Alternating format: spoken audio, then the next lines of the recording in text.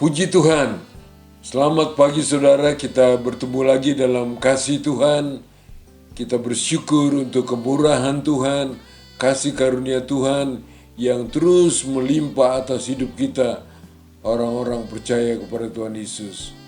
Pagi ini kita akan merenungkan firman Tuhan dari kitab Injil Matius, pasal yang akan kita baca dari pasal 5, mulai ayat 13 sampai ayat 16. Demikian firman Tuhan. Garam dunia dan terang dunia. Kamu adalah garam dunia. Jika garam itu menjadi tawar, dengan apakah ia diasinkan? Tidak ada lagi gunanya, selain dibuang dan diinjak orang. Kamu adalah terang dunia. Kota yang terletak di atas gunung tidak mungkin tersembunyi. Lagi pula, orang tidak menyalakan pelita, lalu meletakkannya di bawah gantang, melainkan di atas kaki dian, sehingga menerangi semua orang di dalam rumah itu. Demikianlah hendaknya terangmu bercahaya di depan orang, supaya mereka melihat perbuatanmu yang baik dan memuliakan Bapamu yang di sorga. Puji Tuhan, Tuhan Yesus menyampaikan perkataan ini kepada murid-muridnya.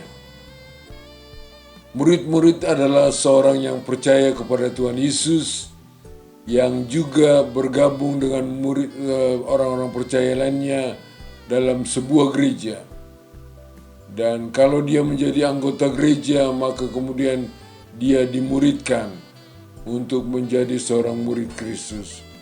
Puji Tuhan, jadi murid adalah seorang percaya yang bergabung dalam satu gereja yang kemudian dimuridkan untuk menjadi murid Kristus. Yesus berbicara kepada murid-muridnya. Dia berkata ada dua hal di sini, saudara, bahwa engkamu adalah terang dunia. Pertama adalah kamu adalah garam dunia. Luar biasa peran yang Tuhan berikan kepada murid-muridnya. Kita menjadi terang, menjadi garam dunia ini. Kalau garam artinya kita bisa menggarami dunia sekeliling kita. Menggarami berarti kita memberi rasa. Kita menggarami juga bisa mencegah kebusukan yang terjadi. Jadi itu salah satu fungsi yang luar biasa yang Tuhan berikan bagi kita untuk menjadi garam dunia. Supaya kebusukan yang terjadi karena kejahatan dan dosa, kita berperan untuk mencegah kebusukan yang terjadi di sekeliling kita. Bahkan juga terjadi di bangsa kita. Ada banyak korupsi, ada banyak kejahatan. Kita berperan berdoa supaya kita menggarami bangsa kita, sehingga korupsi juga bisa terbongkar, disingkapkan, bahkan dibersihkan, sehingga negara kita bebas dari korupsi. Karena kebenaranlah yang meninggikan derajat bangsa kita. Fungsi yang kedua Tuhan katakan, kamu adalah terang dunia. Luar biasa, kita berperan menerangi dunia. Dunia yang ada dalam kejahatan, ada dalam kegelapan. Tuhan bermaksud supaya kita berfungsi menjadi terang dunia. Terang itu bersumber dari terang Kristus, saudara. Karena diawali dengan dikatakan bahwa Bapa Allah adalah terang. God is light.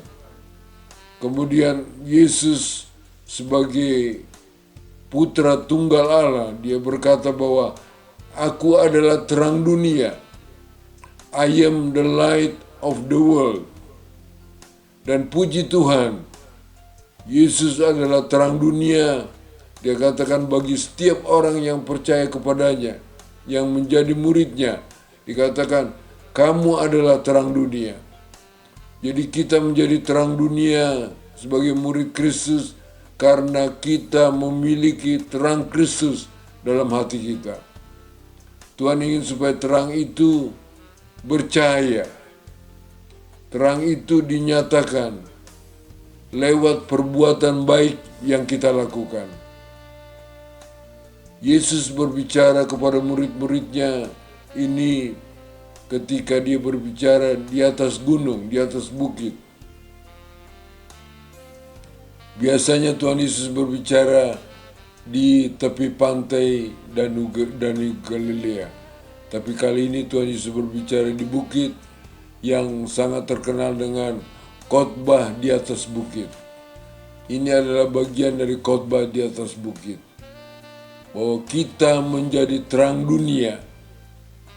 Luar biasa, kita oleh Kristus, kita diberi kemampuan, kita diberi kesanggupan untuk menerangi dunia sekitar kita. Tuhan ingin supaya lewat hidup kita, semua yang berbau kejahatan, yang dosa boleh tersingkap, sehingga kebenaran Tuhan boleh dinyatakan. Saudara, Tuhan katakan, hendaklah terangmu bercahaya. Lewat apa, saudaraku? Lewat perbuatan baik yang kita lakukan. Perbuatan baik yang kita tunjukkan di sekeliling kita. Apapun peran kita, apapun fungsi kita, saudara. Ya. Tuhan ingin supaya ada perbuatan baik yang terus dinyatakan lewat hidup kita. Baik kita menjadi seorang guru, kita boleh mengajar dengan baik sehingga perbuatan baik kita dilihat oleh anak-anak didik kita, bahkan oleh orang tua kita dan masyarakat sekeliling kita. Apapun profesi kita, Tuhan ingin supaya perbuatan baik yang terus kita nyatakan dalam hidup kita. Kita bersyukur kita boleh melakukan perbuatan baik karena kita sudah lebih dulu mengalami kasih dan kebaikan Tuhan Yesus dalam hidup kita. Puji Tuhan, kita menjadi terang Tuhan karena kita melakukan perbuatan yang baik. Dan dikatakan, hendaklah terangmu bercahaya di depan orang supaya mereka melihat perbuatanmu yang baik dan memuliakan Bapamu yang di sorga. Saudara, kalau orang melihat perbuatan kita yang baik, maka dikatakan bahwa Bapa di sorga akan dipermuliakan. Haleluya. Ini adalah tujuan hidup yang luar biasa. Bahwa hidup kita boleh mempermuliakan Bapa di sorga. Bapa yang begitu mengasihi dan memperdulikan kita. Puji Tuhan, Tuhan memberkati kita. Biarlah hidup kita terus memuliakan Bapa di sorga dengan kita melakukan makin banyak perbuatan baik, pelayanan yang baik. Kita melakukan belas kasihan bagi banyak orang, saudara. Lewat terang Kristus yang terus bercahaya di dalam hati kita. Karena Yesus tinggal dan bertahta dalam hidup kita. Tuhan memberkati saudara sekalian. Puji Tuhan. Mari kita berdoa. Bapa di sorga, kami bersyukur hari ini. Kami boleh mendengarkan firman-Mu. Kami bersyukur Tuhan untuk kemurahan-Mu, untuk kebaikan buat kami. Sehingga oleh kasih karunia Tuhan, kami boleh menjadi garam dunia ini. Kami boleh menjadi terang dunia ini. Bukan karena kekuatan kami Tuhan, tapi karena Engkau sendiri yang bekerja di dalam hidup kami, murid-murid-Mu. Kami bersyukur kami boleh memiliki terang Kristus. Biarlah terang itu Tuhan bercahaya di depan orang lain. Mereka melihat perbuatan kami yang baik. Dan mereka boleh memuliakan Bapa di sorga lewat hidup kami.